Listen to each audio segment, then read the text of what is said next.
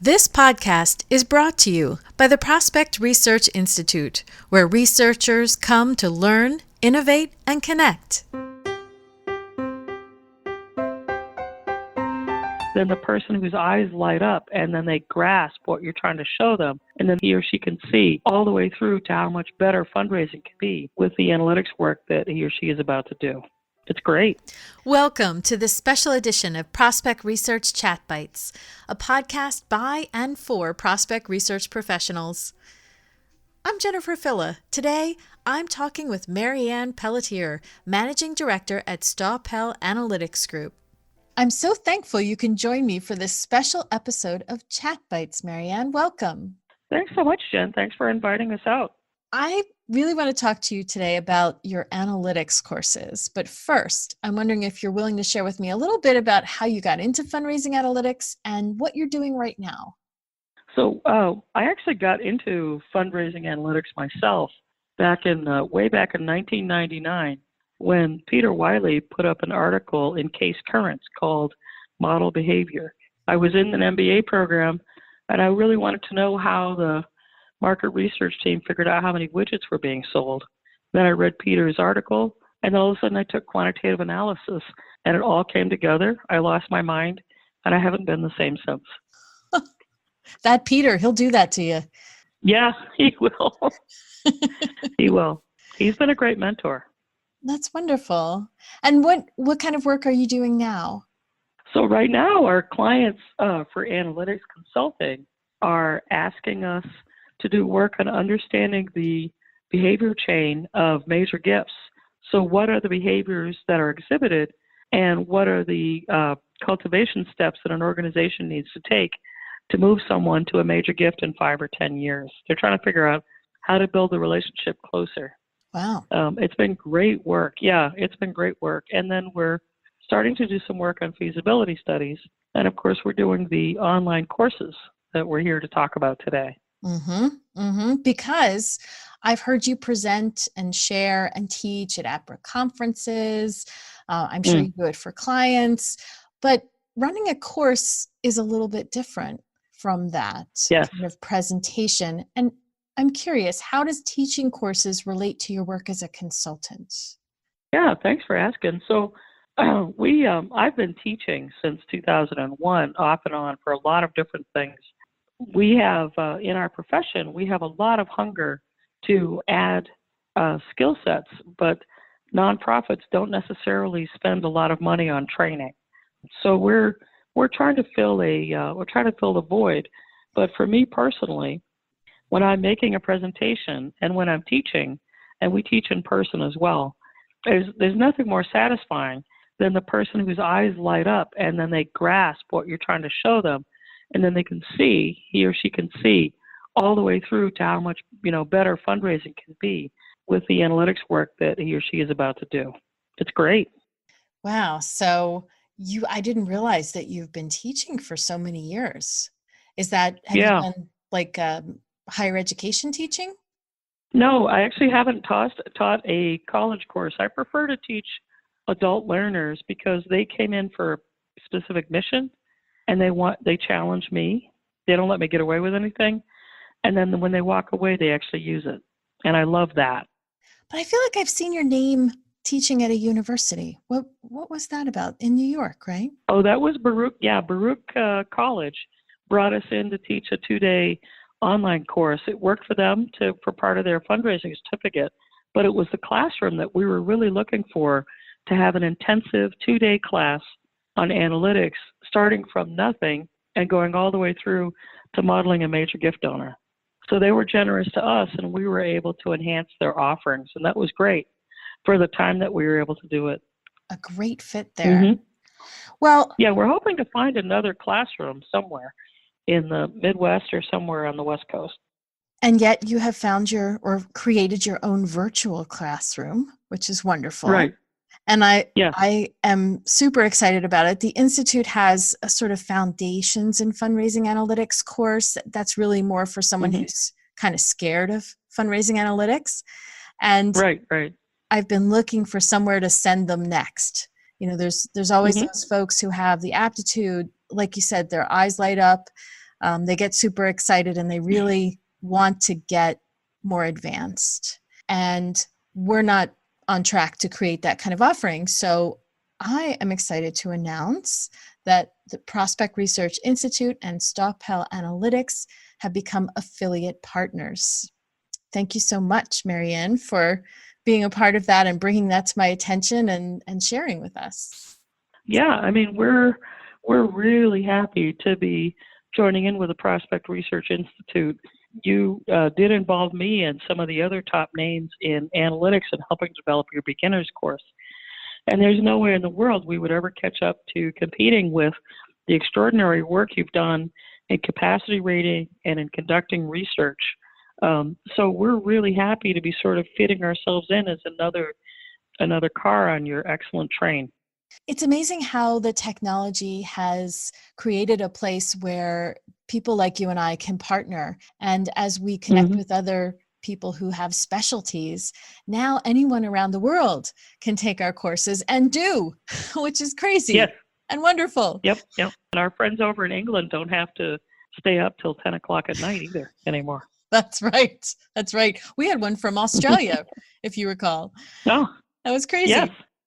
I love it that your first course, Marianne, starts with campaign work, and it's called The Analytics Journey Throughout Your Campaign, a 3-part series using R. I love that it starts with campaigns, but it also scares me a little bit. It sounds very complicated and difficult. I'm curious, who do you want to take that course? We decided that our first course should really be something that's not in the market yet. So there's a lot of courses on beginning analytics, even though it's not necessarily for fundraisers. We wanted something for the people that have been in the Prospect DMM community for the several years that it's been around and who are looking for the next thing to make things better. So we developed the campaign analytics course for those. We're looking for that one, we're looking for an audience, someone who's comfortable in R because it's presented in R, who can go ahead and create variables and can also do what we call linear regression. So that course, I mean, we're looking for about 3 years at least of fundraising analytics experience. And then that course becomes a nice seminar, advanced topic. What do I do next now? Sort of a course.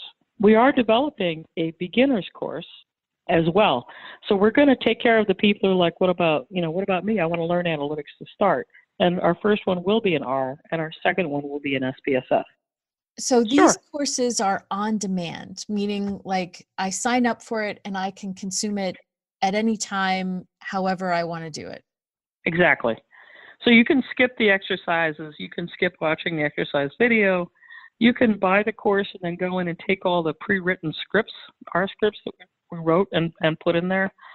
Yep. Okay. And then how long do I have access on demand to that course?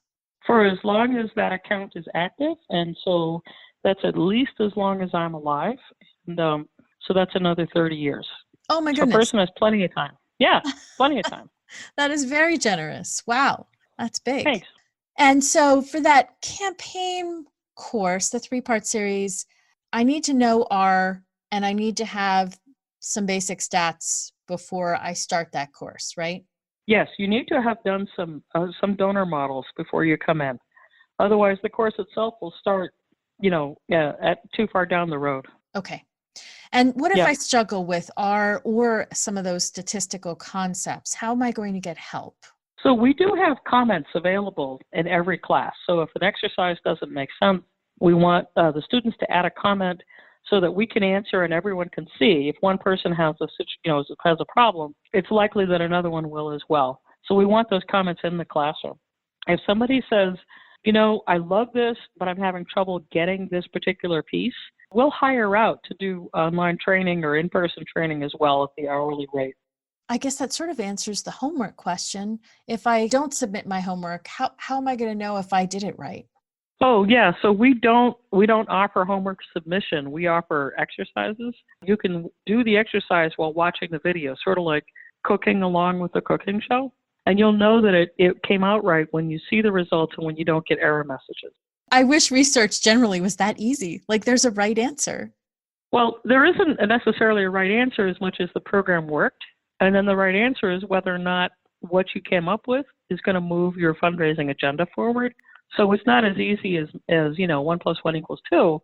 But if you put in a program statement, do a linear model for this, and it comes up with an answer, we're going to talk to you about how to interpret it. But then that's the art part after that. So your beginner course that you're developing, you're going to teach R or SPSS. You're going Right. to teach the statistical concepts and Right. And that becomes the piece that we just talked about. It's like, how do I understand what I'm looking at? Yep, that's where we teach that. and then you'll teach like how you do it in fundraising. Yes. Like, what I get this result, so how do I interpret that and apply it to my fundraising strategy? Yeah. To your major gifts prospecting, to your annual fund ask amounts. Yeah. That's great because that's a tremendous differentiation from anything available out there. I've looked at stuff, it's these data sets that have nothing to do with fundraising, and I find it hard to relate to learn that way. So I'm thrilled that you are pulling all those things together in one place. It's also the reason that Greg Duke on our team prepared a series of courses on Excel for fundraisers. It's like, I don't know if I need Power Pivot until Greg explains to me that that's the best way to forecast which city a gift officer should go to. Oh my goodness. So we start with the problem, and then we want to move forward. And now that you have a problem, you'll be invested in doing all these exercises to learn how to solve it. That's great. One last question about the course for you.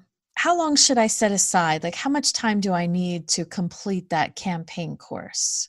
I think there's 12 or 13 particular lectures in there. Each lecture is somewhere between a half an hour and an hour, and each exercise is somewhere between 40 minutes and an hour and a half. So I would set aside I would not expect myself to be done for at least 3 months, given that in nonprofits, as soon as you're sitting at your computer concentrating on something, someone has to give you something to do. This is going to be done during Slack time, and we don't have that. So I would give myself at least 3 months, especially to absorb the concepts. It's important to watch a lecture, do the exercise, and then go to sleep before doing the next one so that it will go into long-term memory, that sort of thing. Okay. So it depends. I find in the Institute courses, there's usually one spot or one concept that a student will struggle with, and it may not be the same as another student. So the timing is really dependent. Right. And people who get stuck, we really hope that they'll put notes in the comments just to tell us where they're stuck. Because in the past, when we've developed courses, even for the campaign course, we've had students put in a comment. We said, oh, you're right. And we've refilmed with additional explanation. We've slowed down. We've made those adjustments as well. But also sometimes one comment from us makes it all better. Right. Which is true for coaching, any kind of coaching. Before I let you go, I'm wondering if you have anything else you'd like to add or share today. Oh, yeah. So, to celebrate our new partnership, Staupell has a giveaway, 10 arguments to use to get your boss to buy in to doing analytics. And anyone who clicks on the link that you're going to provide, Jen, is going to be sent that list of arguments.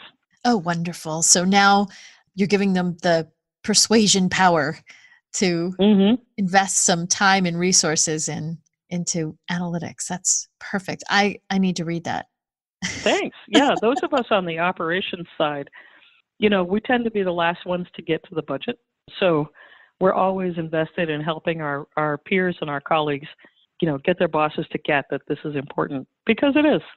It is important, and sometimes we're not trained on how to be persuasive, right? We're very good and analytical in research, but not always persuasive. Yeah, we're trained to be responsive, and our gift officers are trained to be persuasive. So yeah, that's our disadvantage. Well, I'm thrilled to be partnering with you, and I'm same here. Thankful that you were sharing with us today. I appreciate it. Thanks for having us as a guest on your show, Jen. We look forward to a wonderful partnership.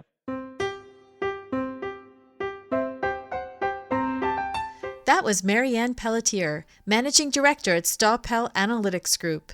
In the show notes, you're going to find an affiliate link to Marianne's new course, The Analytics Journey Throughout Your Campaign, a 3-part series using R, as well as her persuasive ebook. Marianne and I look forward to learning with you again soon.